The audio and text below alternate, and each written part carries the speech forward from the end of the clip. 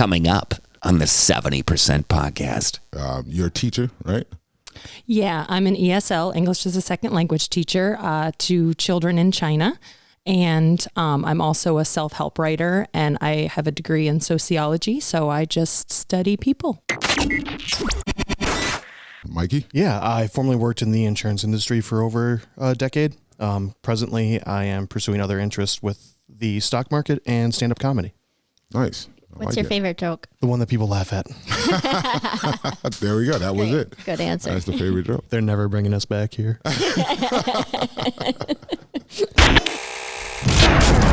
The basis of welfare and giving money to help people meet their basic needs isn't the issue. It's the conditions that were put in place that caused that. Okay. I can. I think they have a word for that. It sounds like systemic. Listen to you now. Woo! And he puts in Nate, the producer, is going to be super jealous of his skills. The 70% podcast with your host, Amy Alexander and Mike Sewell. All right. Welcome to the 70% podcast, everybody. This is Amy Alexander. I'm Mike Sewell. And tonight we have a couple of special guests here. I have a good friend of mine, Jenni Soldner. There you go. That's it. And then Mike Shampoo. Shampoo. Okay. I knew it was shampoo. I'm teasing. Okay. So here's the reason why they're here tonight. They have been listening to the show. They've given me a little bit of feedback, and they had some great feedback for me. So I wanted to bring them on so that we can hear what they have to say. So typically, you and I, we sit here, we do this, every week, and we voice our opinions and our thoughts and so forth. But it's always nice to hear from outside. Right. Well, it's nice to know that people are listening, for one, and There's two, that. That we have the ability to bring people in to join the conversation, and it's not just either a video or a live broadcast or whatever, and just comments. If if we have a conversation outside of our show and we think that you would be an incredible contributor to it, then we definitely would be more than happy to bring you on. So welcome, Absolutely. Jenni and Michael. Thank you. Thank you. So tell us, just to give us a quick bio of yourself real quick. You're a teacher, right? Yeah, I'm an ESL, English as a Second Language teacher, to children in China. And I'm also a self-help writer, and I have a degree in sociology, so I just study people. Nice. Great addition. Mikey? Yeah, I formerly worked in the insurance industry for over a decade. Presently, I am pursuing other interests with the stock market and stand-up comedy. Nice. What's your favorite joke? The one that people laugh at. There we go. That was it. Good answer. That's the favorite joke. Okay.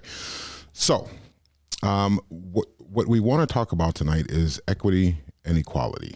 Okay, that's what we left off on the last show talking about. However, you had some good thoughts about the last few topics or the last few shows. So I want to dive into that just a snippet, just a little bit, and I want to hear your thoughts on reparations, critical race theory, and race in general. Like in America today, when it comes to specifically, black people in the United States and versus, I'm doing that in quotations, white people. Okay? So let's start off with critical race theory, since that was the last one that we talked about. What are your thoughts about should it be taught in the colleges or not? I believe that critical race theory should be taught both in colleges, but I think it should start even younger than that. I think it's very important to have a clear and accurate depiction of the history and exactly what happened with people of color and what white people did to them, and to show why we have the lack of equality that we still have today. Okay. And Amy? And okay, well, why are you looking at me like that? Am I supposed to have a response? Yes, of course. And yes, I think history is definitely something that should be taught. But do you feel as a teacher, a person that works with, the human psychology in general, that the way that they're teaching critical theory now is the way that's going to unify us later. Absolutely, because you cannot come together on anything unless you understand both perspectives first. And I feel like for the most part, the white perspective has just been taught. And I think that it's important to see things through different eyes as well. And you can't ever come to some middle ground of understanding when only one side is being able to voice their experience. So do you think that critical race theory then should be the education that we get, or it should be balanced between what we've been learning so far and critical race theory as they want to teach it now? I think it should be balanced, but when it comes to any kind of education, I don't think there should ever just be one thing taught. Everything, as many different angles as possible should be taught so that people can see that not everyone is going to think the same way. Right. Do you think that's the way they're teaching it now, or it's like people that, and this is my impression, so I'm not trying to sway you on your opinion, just letting you know kind of where my mindset is. I feel like that there are people out there that think that since the white history is so tainted with issues that we've had and we still talk about today, that there's always going to be that negative, and then there's always going to be a bias as far as what is being taught. Like, we are worried about the white history being biased towards white people, men in general. Sorry, guys. But how do we know that switch isn't going to flip and we're just going to end up in the same trajectory, but from a different side of the coin? From a black perspective, you say? Right. Okay. There will always be bias in everything that's taught, ever. Okay. So I think right now, it's been for decades been biased one way. And so now that it looks slightly biased another way is what's causing the issue. Mm-hmm. But I think that it needs to be biased that way, because that's the only way to bring any change, is to kind of bring that pendulum back a little bit. Right. Oh yeah, I agree. I completely agree with that pendulum theory.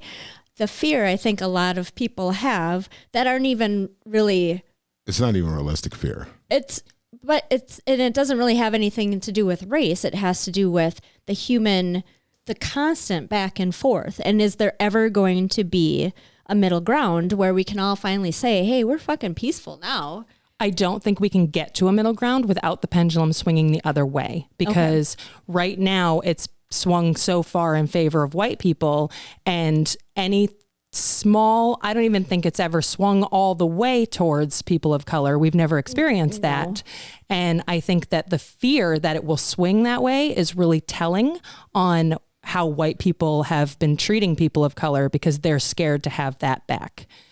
So I don't know if everybody is scared to have it back. I just feel like we've got to come to a place where we're not in this constant fight. I agree, but I don't think there's any way to do that when the pendulum's been so far one way. Okay. We can't just settle in the middle, because how can you settle in the middle when people of color and black people haven't had their voices heard as strongly or prominently? Why do you think that is? Why haven't they had it? Or so why haven't black people had their voices heard? Mm-hmm. I think because of exactly what's happening with critical race theory, where as soon as they try to have their voices heard, people shout it down and say, you're just saying all white people are bad. And then they're silenced. It's kind of like what I was talking, and I keep going back to this. I said it once when we had Tracy on about the kneeling, Kaepernick, knelt. Right. Yeah. And everybody was so upset about the fact that he knelt rather than what he was kneeling for. Right. Well, I don't think the media communicated that very well at all. I think that's a whole nother ball of wax, though. Yeah, but it is a ball of wax that's smack dab in the fucking middle of our situation, Mike. I don't think it's always the media's responsibility to communicate things accurately. And if we fault the media, because we have so many different ways of getting information right now, that if we fault the media, that's kind of unfair. That's like saying, I have all these encyclopedias and all these magazines and all this information out there, and I'm going to read one book that might be wrong and then blame the book. It's my fault for not seeking out the truth. Right. That's true. That's very true. And that's just, there's so many people in the United States right now that are not picking up different books or reading different, just the COVID situation. Everybody is saying, oh, well, you have two sides. Take the shot. Don't take the shot. And no one is doing the research on either side. They're just listening to the media. Mouth or whatever. Right. No, they're just listening to the media and saying, okay, yeah, you should take the shot. Or whoever said whatever that heard it from here, and then how that game goes, where by the time it gets to the 6th, 7th, 8th, 20th person, the truth isn't even there anymore. And I got one, just so that we don't go off on a tangent, I got one last thing on the critical race theory, and then we can switch to reparations. Personally, one of the things that you just said is that as far as minorities or people of color in the United States, it's not the same way today anymore. Okay, it's not that people of color can't get ahead today. It's not that way anymore. Anybody in the United States can if they want to, can get ahead. Okay, will it be a little bit more of a struggle to come out of a to come out of a harsher situation and move forward? Absolutely. But I think that the America today is not the America of the 60s and 40s and 30s. I just think that black people or people of color in general have more opportunities today to make something or to do something for themselves. And it's just like I told you before a couple of weeks ago, Amy, I know a lot of white people in the ghetto that are just as poor and whatever as any black person in the ghetto. So it's not just, this is really, at this point in America, as far as I'm concerned, it's more about the haves and have-nots. It's less about race, although they're going to portray it. They're going to keep us divided by continuing to push that race. Well, because it's the best one they have. Well, first they had the George Floyd who got killed. So look, they're killing black people. Blah blah blah. It doesn't matter what George Floyd did. Now, don't get me wrong. The man shouldn't have died. No, of course not. He should not have died. However, it doesn't matter. Nobody cared about what he did to put himself in that position. They only cared the fact that he died, Right. And then it was a big race issue. Okay, so they pushed that. So now that died down and that went away, now we have critical race theory on the other side. So first we have the liberals over here talking about, black people are dying in America, by police or whatever. And now we have Republicans on this side talking about critical race theory is wrong. So, I mean, the thing that I can't understand is why can't everyone see that these politicians, they're trying to keep us divided. Right. They're not trying to have us as a people come together. About us because we are the funnel giving them the money that allows them the lifestyle that they have grown used to all these years. But then where's the personal accountability in that? Because now we're saying that it's the politicians' fault that we think this way. It's the media's fault that we think this way. And at what point in time do we realize that these are just voices that are representing people who do actually think this way? At the point in time when people get out of the trance of thinking that everything they hear is reality when it comes out of TV.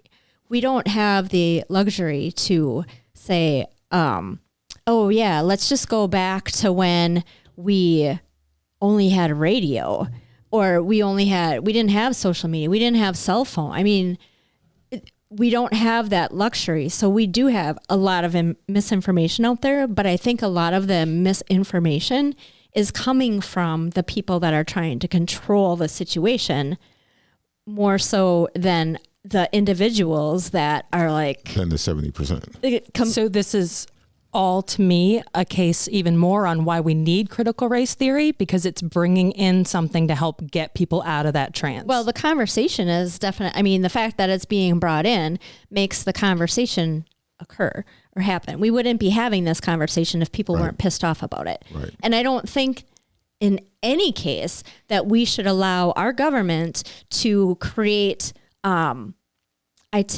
agendas, or syllabi that are going to fully encompass our youth and not question it. I mean, as a human race, that would be the dumbest thing we could ever do. I teach my kids all the time that don't be spoon-fed. No matter whether it's religion. Okay, so I'm a Christian. Mm-hmm. My kids aren't. Well, most of them aren't. But I taught them all their life that just because this is who I am, this is what I believe, this is what I hold near and dear to my heart, doesn't necessarily mean that I'm right. It just means this is for me. This is right for me. And now you have to find out what's right for you. However, you don't step on others' rights to do that. You don't say, oh, you're wrong, or you shouldn't be doing it that way, or, because this is the way you feel, Right. So I think as upset as the Black community has gotten about the way that white people have been glorified in history when they shouldn't be in some case, I'm not going to say in all cases, but there definitely is a feeling or a gist of that. Okay, so now we can do that from the Black community side, and we can tell our history, but then people think that means erasing the other stuff, like the good stuff that came out of history. And how is that erasing it? How is pointing out the negative things that they did do going to erase the positive things that some people did? So how does the negative that they did influence positive going forward? So you're saying that the negative things that they did brought positive change? The ends justify the means? No, I don't. I'm not saying that in that case. I am saying that, well, some people do think that, though. That's why that's why we're all in fucking trouble, you guys. I mean, seriously. Anyway, I don't care. Like, okay, yeah, there are things that my nephew, for instance, never heard about Black Wall Street. There are a lot of situations where we weren't taught as kids. We were like, oh yeah, we're just, whatever. And I do believe we're just so good. We're so great. Yeah. And I believe that did bring on an attitude of superiority throughout the generations. But I don't think pointing the finger at somebody and saying, just because of your skin color, you are the problem. And this is just, I haven't been in a critical race theory class, or haven't been taught critical race theory from the eyes of a 8-year-old. But at that impressionable age, I would think that there is a very good chance that some people out there could teach that in a way that would harm our youth and their attitude towards people in general and race in particular in their future. But isn't that what we've been teaching children, Black children, for so long? Because of your skin color, you're bad. So now they're trying to teach this is what that causes. They're not trying to teach children because of your skin color. Are we still teaching what? A lot of people are. I mean, I don't think it's the majority, but that racism is still clearly there in a lot of ways. Yeah, there's still some racism out there, definitely, for sure. I mean, I can't speak. I'm not sitting in classrooms today, but right. And that's my concern. I'm only here. It's like hearsay as far as what everybody is bitching about. So. Not that long ago, 20 years ago, when I was in school, I can specifically recall one teacher who was very racist and who did teach us these things. And I can't imagine that, when it comes to schools, teachers have their personal beliefs, their personal influences, and they're going to bring those to the kids. And there's no possible way to keep those biases out of the classroom. So any curriculum in the hands of the right teacher is going to be poorly taught. That doesn't make the curriculum the problem. So it makes the teacher, the person teaching it. Right. And you can't, and how do you control that? And you can't control that. Right. You can't control that. I mean, you could. The state of Wisconsin has this thing called Act 10 that tried to make teachers responsible for their actions and things like that. But I don't know how that panned out. So one last thing on this critical race theory subject. You had mentioned, Amy, one time that white men may feel as though they're being ostracized or whatever because of the critical race theory. And I'm just curious to hear from my white friend here, Michael. What are your thoughts on it, Mike? Just real quick. Well, with that setup, you're going to be pretty disappointed because those can be further from my feelings on it. I grew up believing that Christopher Columbus was a hero. And I thought that until my early 20s, when I learned that he slaughtered everybody he interacted with, pretty much across the board, as soon as he landed on any shore. And that was an example of whitewashing, because how are we supposed to celebrate being in America as Anglo-Saxons when the person that got us here in the first place was a mass murderer? So when you're talking about critical race theory and changing what has been taught from a very particular perspective for so long. How did you find that out at the age of 20 something?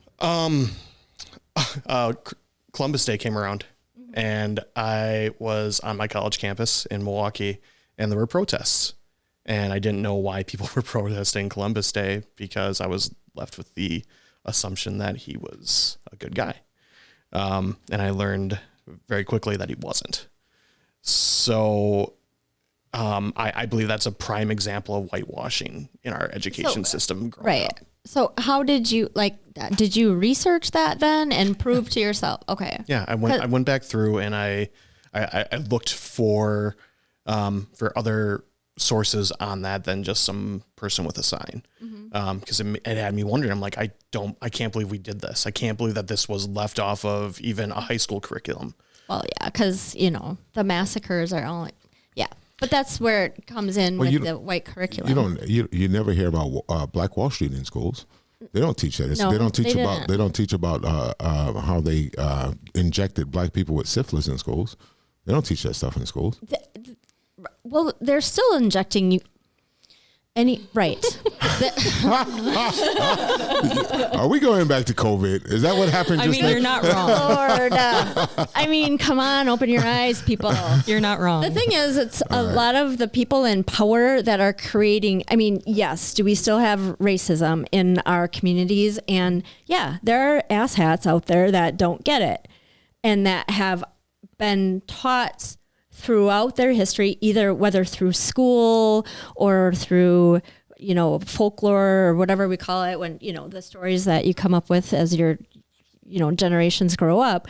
But there's got to be a certain amount of tolerance for just trying to do the right thing with the people that know that it's the right thing going forward. Like, we can bitch all we want about the people that started the country and whatever. The founders were white and they were well, the founders put together a pretty freaking decent document that if we would just follow it, we'd all be really fucking happy. But we're so concentrated on the media and people who hear the teachers do this and other people that hear that whatever. Well, just divide. The divide. So right. into. And I'm not saying that, critical race theory, okay, that's fine, but that can be exaggerated just as much as this could be exaggerated. And then we're in the same whichever. Yeah. So I have a question because sure. There's so much about how the divide is wrong and the divide is bad. But when we look at everything good that's come out of this country, it started with a divide. Like, you look at when, they wanted women to vote, there was a divide. When they wanted, release of slaves, there's a divide. All of the good things come because that divide, and that divide gets stronger, and nothing brings people to action more than anger. Anger is the most controllable, manipulable emotion there is. And good things come from that divide. So I feel like trying to say we shouldn't have this divide and we should come together is kind of like saying, just be peaceful, be in your place, keep your voice down.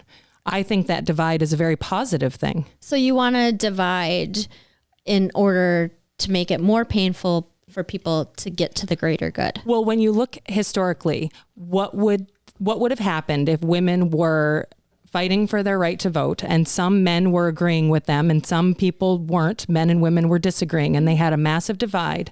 What would the compromise look like to remove the divide? Someone has to change their mind because there's no middle ground there. And the only way to make people change their mind is to be loud on your side of the divide. There has to be a divide for change to come. This is the first step in positive things moving forward. So saying, let's bring ourselves together, well, I think that's exactly what everyone's trying to do in that divide. Okay. Yeah, I guess Interesting. I never thought of it from that angle. Yeah. So, okay. So then as far as critical race theory is concerned, we need to make sure that, I mean, how do you get this 15% over here and this 15% over here to quit creating? Let's first ask this question. Okay. Okay. So Amy and I believe, and I'm asking you both, Mike and Jenny. So Amy and I believe that in the United States, there's 15% over here that's really loud, racist white people, 15% over here of liberals or whatever that are really loud, radicals. Okay, and then you have 70% of the population that really just wants to live and enjoy life and get along. So that's the reason why we created the show and we call it the 70% podcast. Do you agree with that statement or disagree with that statement first before you answer that question, Amy? I agree that the 15 and 15 are the loud ones, but I don't agree that the 70% just want to live peacefully and get along. Okay. I think the 70% also have their feelings and their views, and they're looking for the information, and they're trying to make change on a more local level. I would say maybe 50%, and then the remaining 20% maybe doesn't care. But I think that just because they're not as loud doesn't mean that they want that, everyone just get along. They still have very strong viewpoints, and they still want to see changes made in a certain way. Well, you're wrong. Oh, good Lord. I've never met anyone who didn't have strong viewpoints, Right. even if they were quiet about it. Right. It's true. Yeah. Very true. Okay. So, I know that we're not changing the podcast show. We're not changing we're still the 70% podcast 70% people. still works. We'll just redefine that the 70% is. So now the question that you had was related to that. So that's why I was Right. So if you took... Okay, but she pretty much answered the question without me having to finish the question. Right. So that 70% is not necessarily going to bring the peace or keep the peace either. Even if you got rid of the outliers that are just screaming at each other and being ridiculous. I think that if you got rid of the outliers, people from the 70% would be forced to step up because otherwise nothing would change. Right. No doubt. Right. It's the loud people who make the change. Squeaky wheel. Right. But the loud people, they either have to have it this way or have to have it this way. Do you feel the 70% could compromise more? Come to some kind of agreement? In some areas, I think you can compromise. There's some gray areas that compromise is allowed. Like, this works for you, but it doesn't work for me. Let's all move on. But there's some areas where compromise simply doesn't work. If, we tried to compromise on owning slaves, like, oh, you do what works for you, or compromise on, spousal abuse or anything like that. Some areas simply don't allow for compromise. Right. So when it comes to human intention and freedom of body and everything else, then... Yes, all of my beliefs can be pretty much summed up with the fact that it's your body, your stuff, your space. Mm-hmm. As long as that's all that's being affected, victimless crimes, do what you want, how you want to do it. Yeah. But as soon as someone else's body, stuff, or space are being affected, now you have an issue. Mm-hmm. So, and I believe that maybe that's what you're referring to with the 70%, is that 70% of people are like, let me just do my thing. Right. Mm-hmm. But they're loud still about, but don't hurt other people or don't affect these situations. Exactly. And I feel like a lot of, with critical race theory, that's not affecting anyone's body, space, stuff. It's just information. Why would we ever want to stop the flow of information ever? I don't think we want to stop the flow of information. I think we should be more concerned about the information that is flowing. and knowing What's for the sure what that difference? is. What's the difference between being concerned because if you're concerned about the information flowing, you're saying, well, we need to change it or control it or adjust it. I'm just saying that I don't trust the people in charge, and I never will. And I don't think they ever have our best interests in mind. And if I had children and sent them to school, and I would be like, I need your body cam, put that on, because I want to know exactly the bullshit that they're feeding into your head. That I can agree with. I have 4 children, and I homeschooled them as long as I could until government stepped in and said I had to school them. Yeah, that's a whole story. But I have the same issue that they, luckily I homeschooled them long enough that they have, they're free thinkers and they question the things that they're asked, but some children don't, and they're not given the space to do that. And I still never know what they're learning, but my job isn't to stop the information that they're getting at school, but instead offer them more information. Right. Which it would be great if everybody had that attitude or felt that they had the time to do that or whichever, Okay. You know what I'm saying? Yeah. So we spent a lot of time on that. Let's talk about reparations real quick. And let's keep that one short because we still need to get into equity and equality before we end this. Yeah. Well, I think reparations kind of flows into that. Okay. So. Okay. So yeah, let's talk about reparations. Okay. Now, I'm of the belief that reparations should be paid out. However, it should be paid out in way of education, where we're educating people. What did Tracy call it? The foundational Black Americans. Mm-hmm. Yeah, foundational Black Americans on how to gain wealth and keep it. And then there's some people out there that believes that they should just get a check. And I think you've changed your stance a little bit on that. I haven't. Because at first it was like, nope, no reparations. Well, the definition of reparations as it's being thrown around out there, and that people, as soon as people hear reparations, they're like, oh, go to cash, whatever. And then we started talking about reparations as far as if it's money that is spent towards education and stuff. And then the conversation flew into, well, there's a lot of money going into inner city schools and things like that, but it's not being used effectively, or it's getting lost somewhere, or something's happening because the money is supposedly there because people campaign on that all the time. I'm going to fix this, I'm going to fix that, and they get the money. And then what happens? And then it doesn't seem like anything changes. So I'm all about trying to, and like you said, Mike, you're just looking for your 40 acres and a mule. I'm all about equalizing the planet and making it so that we all start on an even keel, and then what you do after that is up to you. However, I don't understand how you're going to go about it. First, you can't, just because you are a person of color, you get reparations. Well, you could have come here from Mexico and been, or be some, rich guy, whatever. And I, as an average American small business owner, am going to help pay reparations for you just because of your skin color. I don't get that. Tracy Robertson at our, was it 2 shows ago? Yeah. She came up with she mentioned the term foundational Black America, which made more sense because I'm like, okay, so if you truly are not, are a victim of slavery in your ancestry so that you were put at a disadvantage back then, then fine. But how do you distinguish that? How do you can't do what they're proposing to do with the definition of people of color and whatever. So reparations should have been paid a long time ago is what you're saying.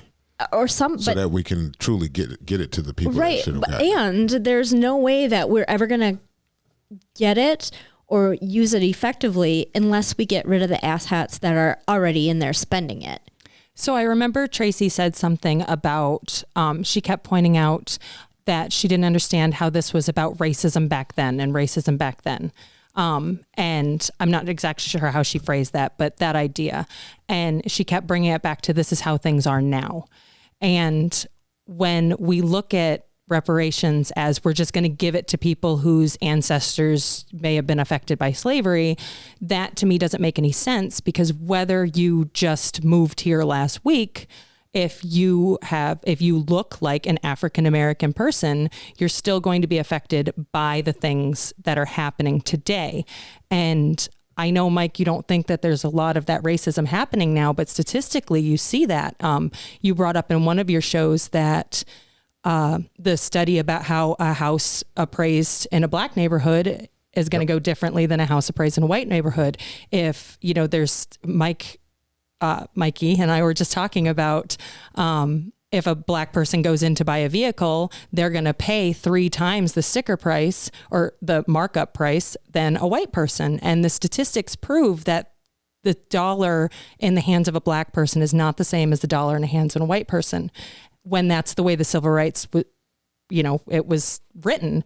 So I think that I don't think reparations should only be paid to people who had their, history affected. Foundational Black Americans. Thank you. Right. I don't think that those are the only people being affected today. Right. And I think that it should be both. Yes, we should give them money. And I also think that we should be teaching, we should give reparations in both ways, because, you say that they give money to these inner city schools and nothing seems to happen. Well, that's because their basic human needs aren't being met, and no one can learn if they're not getting their next meal. So you can throw as much money as you want at those schools, but if those children, are latchkey kids, or they go home and they don't have their, they don't know where their next meal is coming from, or they're living on the streets or whatever, nothing they learn in schools, even if it's the most elite school out there, is going to stick. Right. Do you think that that's only happening in the black community? I don't, but if you look at, they've done studies on how children learn, how different people learn. And the idea I think that we have today is that race is only affects your skin color, right? Your race is just different skin colors. And people forget that race actually affects more than that. Like, your race is your brain structure, and your chemical endorphins and things that are released are different. Mm-hmm. And right now the way our modern school system is set up, it is set up to teach to white boys. That's the mindset, or the psychology that schools teach to. So they did these studies about how do black children learn, how do white children learn, and all the ways that increased and improved the way black children learn, schools actually don't allow. So they were things like black children learn better when they can snack while they're learning, and you're not allowed to snack in schools, and just small things like that. So I don't believe that that's happening to the level it is for black children, the way it's happening. I said that backwards. I don't think it's happening as much to white children as to black children, simply because their foundation is already skewed. They're setting them up for failure. Okay. Not to mention, when you talk about those funds, Jenny kind of touched on this, but to put a number on it, you're talking about 1/6 of a year in a child's life is where that money's going. They spend 180 days, no more than 8 hours a day in school. Mm-hmm. So that's a roughly 20%, a little less. Right. So then the other part of that should be at home. Right. So, which is where they should give reparations to the families. And then those families are going to spend them correctly.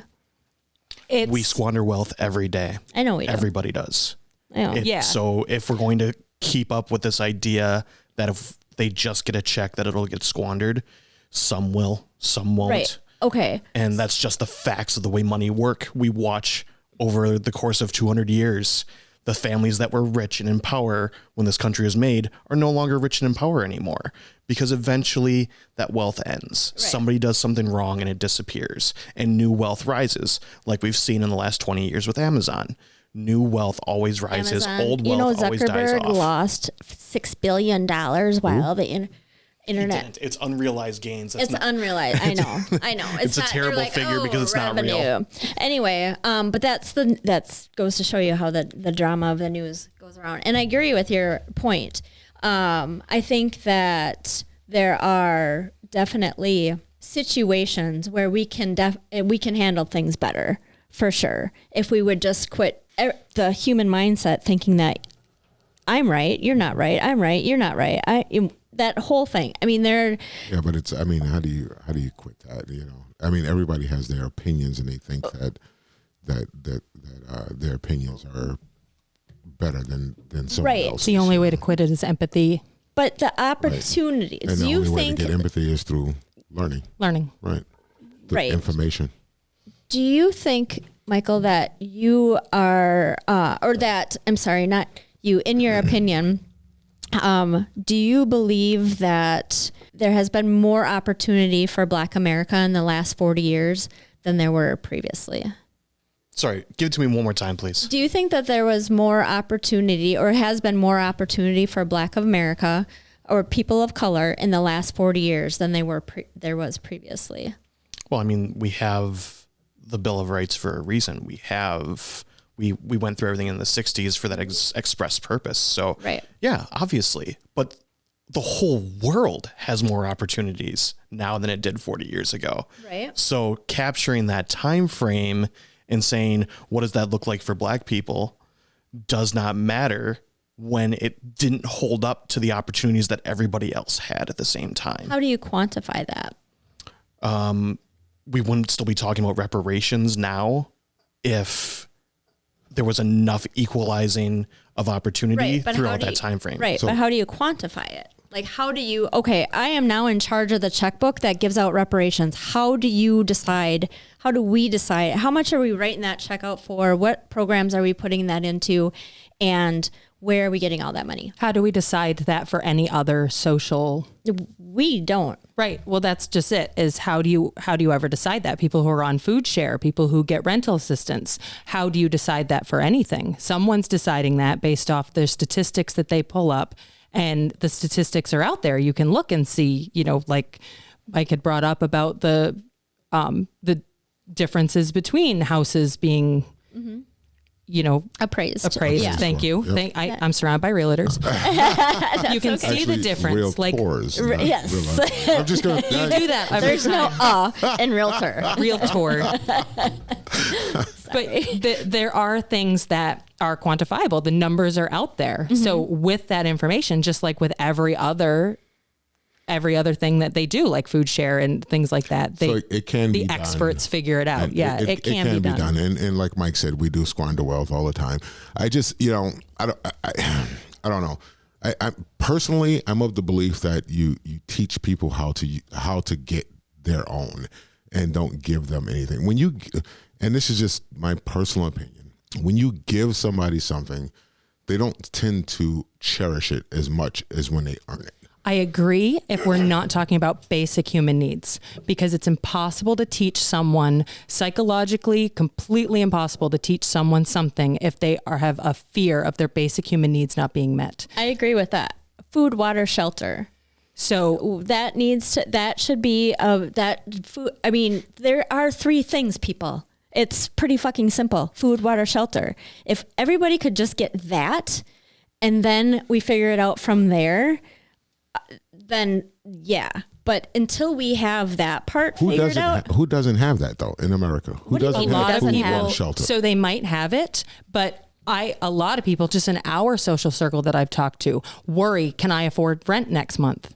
And that takes all of your brain power. They don't have the ability to go out and learn. Homeless people out there now that they don't have the ability to go out there and learn something new, because 100% of their thoughts are, how am I going to make this money? And then they make it for that month, and then they do it again. And that's and why it's people exhausting. end up getting in criminal behavior too, because they'll do anything to save their kids from starving. That is so hard for me. It is so hard for me to swallow that pill. But this is where empathy is needed. I'm a hood rat. This is where empathy is needed. I come from the ghetto. Yeah. But not everybody is you. I came from nothing. But not everybody is you. And I don't have a whole lot right now, but I got a whole lot more than what I had starting out. Right. When I said something on the last show, and I need to clear it up on this show right now, because I was thinking about this during the week. I said something about my mother and COVID and stuff like that. I want everybody to know that my mother is a great woman. Okay, she raised 2 boys on her own in the ghetto. Okay, and kept us out of jail, and kept us alive. Okay, and sometimes in the inner city, that's all you can ask for, and she did it. Okay. So when I talked about her not wanting to see me, it wasn't a blast on her. It was just the idea of that happening. Like, and the reason why I'm throwing that out there is because I'm getting ready to say something else about my mother. Okay. Some apology coming up next week. She's gonna delete me off of social media. We love you, Mom. So there's a couple of things that she taught me when I was a child. One, can't is I won't. I can't do is I won't do. Okay, and the fact that there's nothing in this world that I cannot achieve or gain if I put my heart into it and I work hard enough to get it. Okay. Now, at 14 years old, she came home and told me and my brother, I'm done. You're on your own. You can live here, but I'm not buying any more clothes. I'm not buying any more food. And don't get me wrong, that sounds harsh, right? However, my brother and I weren't the easiest kids to deal with. Okay? No way. No, I mean, you look at me today and you think, oh, what a cute little guy. But no. Oh, come on. Mike, man. we had for a long time, but yeah. That's one of these buttons. Nate. Here, hit it, Mike. It's that one right there. That was a bird. Oh, we got that off screen. Point at the yellow one, right? I did. Okay. I'm like, He can't read upside down or something. I don't know. oh, there's no words now- on this thing. So she instilled in me that, and then by coming home and telling me that at 14 years old, I went out at 14, not knowing where my next meal was coming from, and I knocked on, I started selling candy door to door, knocked on every door. I was making $50 a day, taking care of myself and my brother. He went out and got himself a job, and I've been working ever since. Okay, I went from driving a truck to cleaning toilets to selling houses. Okay, and not in that order. I did a bunch of other stuff also. Okay, I had never had a corporate job until I met my ex-wife, and she wanted me to get into the corporate world. I never had a job. I owned a trucking company. At 18 years old, I was a process server. I was serving papers, serving papers for attorneys, for divorces or whatever. And at 18 years old, I had that business. Okay. And then from that, I went into trucking. And then from trucking, I went into cleaning toilets, So there's never been a time in my life that I haven't found a way to feed my kids. We've had this conversation before, and I always want to point out that there's a level of ableism to it. In that you were able to do these things. There are people who have backgrounds and struggles and difficult things that bring about mental health things, even as simple as anxiety can prevent them from doing that stuff. Dyslexia, now they can't get most jobs. You get, there's a lot of things. I didn't graduate high school. I spent 3 years in the 9th grade. But you could read. Actually, when I graduated high school, I couldn't. But you had the ability to learn. I couldn't read, and I couldn't do mathematics. But you had the ability to learn. But I can count my money. Right? You had the ability to learn. Right. Yeah. And of course, we're getting off on a huge tangent that you probably don't want to get off on. But you had the ability to learn. Some people don't. If you start entering in different disabilities, some people can't learn how to read in a manner, or some people can't write in a manner that they can get the average job in order to do those things. But okay, so we're talking about the disability factor of that. But if we go back to just like more people with disabilities are out there than not, probably when you put them all together. So I'm not calling that not normal, but I'm just saying that, yes, there are always the exceptions to the people. We're talking about the people that just prefer basically not to do that and will lie, cheat, or steal to make a living or something. I don't know. I think that the people, like, you always hear about, oh, they're just too lazy, they don't want to get a job. And I think that is the minority, extreme minority of people. And I feel like it's touted as that's the bulk of America today. And I don't think that that's true. Well, I haven't seen any statistics that prove so many that. help wanted signs in the window? Yeah, there are 10 million open because jobs when- right now. Freaking hiring and nobody wants to work. Because they're hiring for $7.25 an hour. No, they're not. They're hiring for $15 to $18 an hour. They're hiring for $15 an hour. And if you do the math on 15 times 40, is that enough to afford $2,000? Or It's $30,000 a year. and can they afford to, their $1,200-$1,400 rent and all the things that come with that? I worked for $15 an hour and I have 4 children and I'm a single mother, and I had to try to figure out how to fit the hours into when they were in school, because once you add in childcare, that's half of my paycheck. It's simply. But you also had help, didn't you? No. You didn't have any government assistance or anything that helped you with? I did have government assistance, yes. But that's what I'm saying, is that was required and I was working. So if you do the math for a lot of people who have to factor in their child care and things like that, $15 an hour simply isn't enough. And when COVID hit, I know personally, people who found alternate ways of making money. They started getting online. They started doing different things, independent contracting, things like delivery services. And here's the thing. They found a way to start making money. They did. So if we take away welfare, okay, and Dr. What's his name? Dr. Thomas Sowell, he had an argument on this, that the thing that hurt black people the most was the welfare system. That's what hurt them the most. The fathers would be, if they were in the household, the mothers would not be able to get welfare. So they weren't able to make a living wage at that time. The fathers in the household weren't able to get the welfare. So then if the father would leave, the mother would be able to get the welfare. But so that's then not he welfare's would leave. fault. It is. No, it is, because if the welfare system wasn't in place, the father would have figured out another way to make more money. You can't blame it on the system. You have to blame it on the people that created the system. That's what I'm talking about. LBJ That's what I'm talking about. Right. They created that by design. Right. Because he is a racist fuck. Right. So my point is, the basis of welfare and giving money to help people meet their basic needs isn't the issue. It's the conditions that were put in place that caused that. So you're saying the conditions upon being able to receive it was what Yes. what hurt people. Yes. Okay. I can I think they have a word for that. It sounds like systemic. listen to you now. Woo! And he puts in Nate, the producer, is going to be super jealous of his skills. Yeah. So. But who created the welfare system? Who created the systemic racism? Oh no, that was FDR. Those are two different questions. I mean, if you go back to law and things like where that actually created, it wasn't LBJ, it was FDR created the New Deal, which is the welfare system as we know it today. Was he a Republican or Democrat? FDR Back then, was, they were Republicans usually. Yeah, but they were different.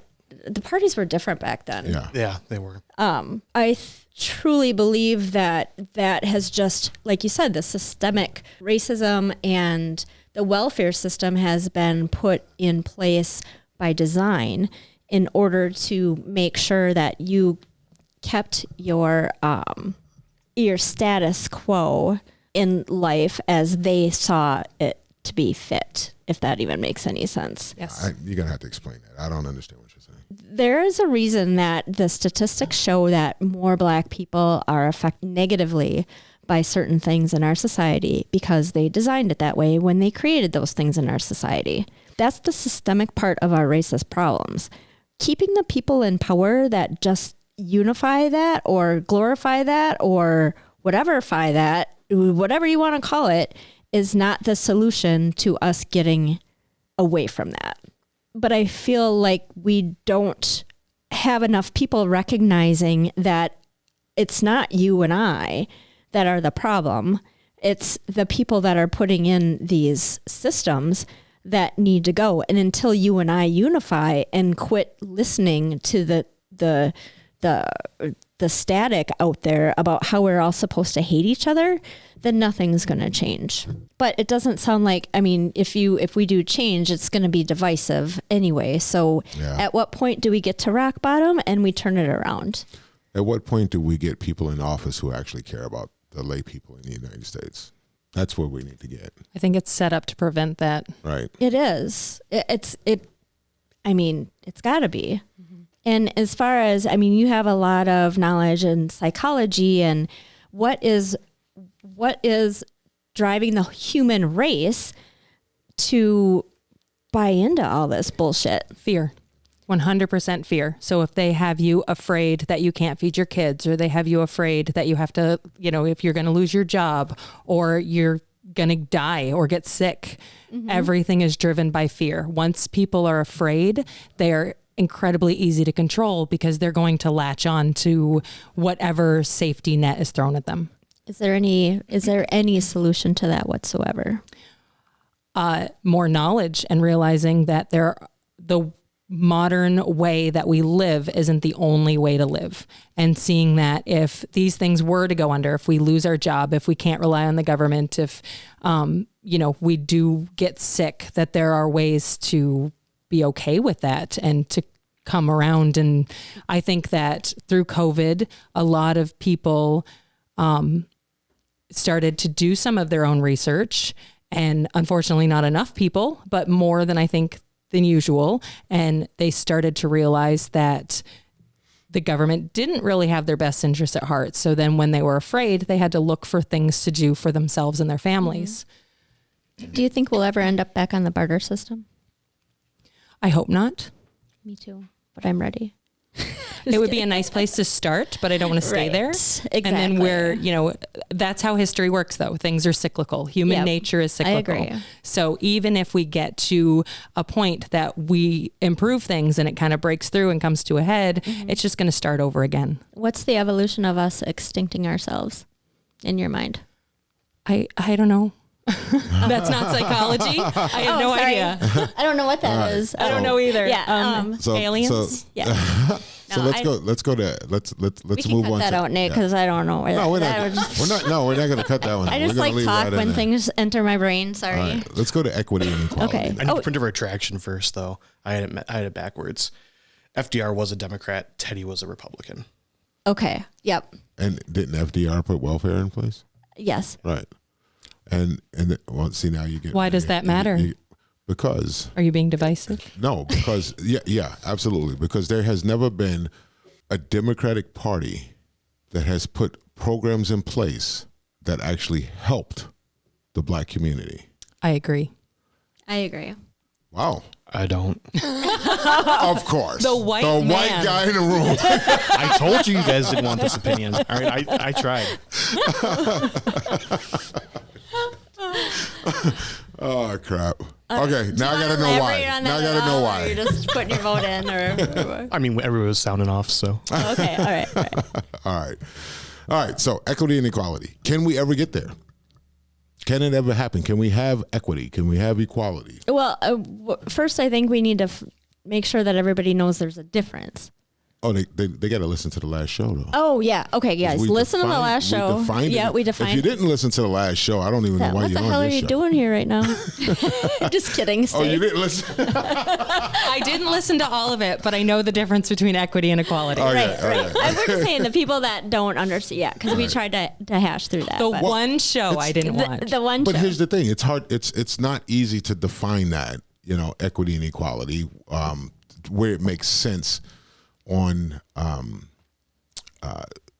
human level, to have everyone, either have equity or do we have equity? You know what I mean? Let me make sure that we're on the same page about what that means. And that's exactly what I was going to go to. So let's hear your definition. To me, equality is everyone gets the same thing regardless of anything. You get the same thing. Right. You have the same opportunities. Right. That's it across the board. Right. Equity is you get what you need in order to be at the same place as everybody else. Right.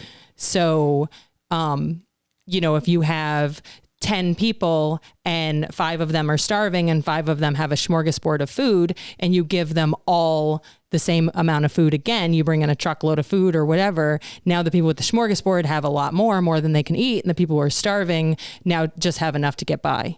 Yeah, whereas equity would be they have enough food. We're only going to give food to these people. So now they all have the same amount of food. Okay. So equity, first off, how do you ever truly get to equity? How do you ever truly get there? You can't, it's impossible to get there. I agree. I don't think there's any human way to achieve equity across the board. Okay. And I think that if we ever got close, things would end up being put in place that would ruin that anyway. Right. Okay, Mike is more handsome than I am, so there's no equity in this room. That's not fair. Oh, good Lord. Absolutely. What just happened to our show? Are you saying that, Mike, or me? Mike? talking about you. That's where we're headed. Are you saying I'm cute? Michael, absolutely. Oh. I can never be as Oh, handsome look at as that. you. Yeah. How are we gonna So do I that? shouldn't be on This is radio. I should bullshit. actually have my face. So because Nate can't be as handsome as you, he is allowed to get all the money for plastic surgery and you get nothing. Oh, nice twist. Right. Well, and who's I like it. who's putting that objective definition of handsome into the books so that we know who gets what? Well, See what I did? It's like, see what I started here? well, that's why I agree that there can never be equity because Right. first of all, we don't all want the same things. Exactly. So we And that's what I already was getting can't at. have We can't. equity. It's Nope. impossible. Because some people, Because you I have- might think you're attractive, she might think he's attractive, and then if I'm deciding he needs plastic surgery, now she doesn't find him attractive anymore. Well, and maybe I don't even like guys at all. So now we're opening a whole new Yeah, exactly. This is turning into a whole different show now. Nate started it. So let's, like you're saying, I mean, everyone doesn't want the same thing. You know, you and I, Amy, are very driven people. Mm-hmm. We are driven naturally. Like I we know. wake up every day and we think, okay, what can we do better than we did yesterday? Yeah, but to a point. Like I'm driven. You're worse than I am. Well, I'm driven to a point where I get to here, but I don't need to be like, I'm not trying to make $1 gazillion. But if it or I'm not- happened because of your efforts, are you going to turn it down? Well, no, but I'm Okay. going to use it to help other people. Like Service League would never have to have another casino night. You know what I mean? There would be the biggest dog park in freaking Green Bay Right. in the world. And as long as I'm comfortable and I have, you know, Right. So that's your level. That's your level. My level might be a little bit higher than that. Whereas Jenny's level might be even higher, and Mike's might be a little bit Or lower. she- you know. yeah. I- Some people I are know, but minimal. I Do didn't you wanna- consider yourself yeah. a minimalist? I am an extreme minimalist. Yeah. I envy you in some respects, of course, but I would rather spend less money than use the time to make more money. I like my free time. right. So if you can live on less, then you have to try, or you don't have to spend so much time stressing out about making Exactly. more. Yeah. One of my favorite sayings, it's not what you make, it's what you spend. So back to the equity. Yeah. We cannot get there. Agreed? Can we Disagree? get there Mike? for basic human rights though? I feel like that should be That No. right. But we talked about that, Mike, and we said, you're like, I said food, water, shelter. And you're like, and a little entertainment every month. And I'm like, okay, now you're getting into the gray area. That's when we were talking about reparations. That's when we were talking about reparations. Mm-hmm. Right, So but we're talking about- reparations, we're talking everybody about had enough having- money for bringing food, water, and people- shelter. No, we're talking about bringing people who were at a disadvantage and giving them an opportunity to say, okay, this is where you're at right now. And I don't think they, like I said, and I said it in several different podcasts, you cannot, in my opinion, you should not just give anyone anything. Okay, so if we're going to do basic human rights and they're going to get food, water, and shelter, you're going to have to work for that. In my world, you're going to have to work for that. You're going to have to clean a street. You're going to have to clean a toilet. You're going to have to do something to get that. You want the basic human rights and that's all you want out of life? I'm okay with that if that's all you want. But you got to do something to get it.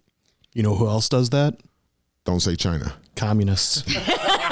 Well, he didn't say China. That's the basic tenet of communism. Everybody works, everybody gets their portion. But that's not what I'm saying. I'm not saying that everybody just gets their portion. I'm saying if we are going to do a system like that and we're going to take care of people's basic human rights because in my opinion, they don't want to just get up and do it themselves, then they need to work for that. And everybody else can continue to do whatever they want to do. Everybody else can continue to make more than that. Okay. And then what does it cut off at? Do I not get that basic human rights stipend because I make more than that already? Does it not come to me? I want my 40 acres too. There we go. It's all about the land. No wonder you're in real estate. If we're going to be if we're going to be giving money away to everybody, why shouldn't everybody get a piece of it? If your needs are met, why are your hands out? I like there it. you go. I like Like it. I'm not. Yeah. Like what you're talking about is the difference between equality and equity. You're saying you want equality. If they get it, why can't I get it? Well, equity would say because you don't need it. Sit down. Sit down. Sit down. Wow. I like it. They're never bringing us back here. Well, we'll think about it. No, Okay. it's fine. No. You guys have been awesome. So, I don't know how we're doing on time, but I feel like we have one more topic to go, and then we're gonna have We're to. just going to wrap up on equity Yep. now. Yep. Okay. All right. We're just gonna wrap it up with So equity. equality Equality is what we're going to wrap it up on. versus. So well, we talked All about right. equity. We can't come to a decision. We came to an agreement that we'll never be able to get to equity. We agreed that it So can't be agreed equality, upon. can it be attained? Can equality be attained? I don't want it to be attained. Like, I guess what kind of equality are you talking about? Are you talking financial? Right. That's what I was thinking. Or just in general? When we're talking equity and equality, what are we talking about? I thought we were talking financial Okay. because we're talking about, handing money out in basic. Right. And I wouldn't want equality to be achieved financially because then, it's the idea that if you give everyone $5,000 to make sure everyone's equal, well, now a gallon of milk is $100. Like it's just not possible. Right. All right. I'm Mike Sewell. On the 70% podcast, I'm Amy Alexander. Hey, Mike, Jenny, thanks very much for being on. So this is Jenny Soldner. Okay, I got that right now. Mike Shampoo. Thank you very much, guys. I really appreciate you guys. Yeah, it's been great. Hopefully we get you back on. Be sure to like, comment, share, and subscribe. No doubt.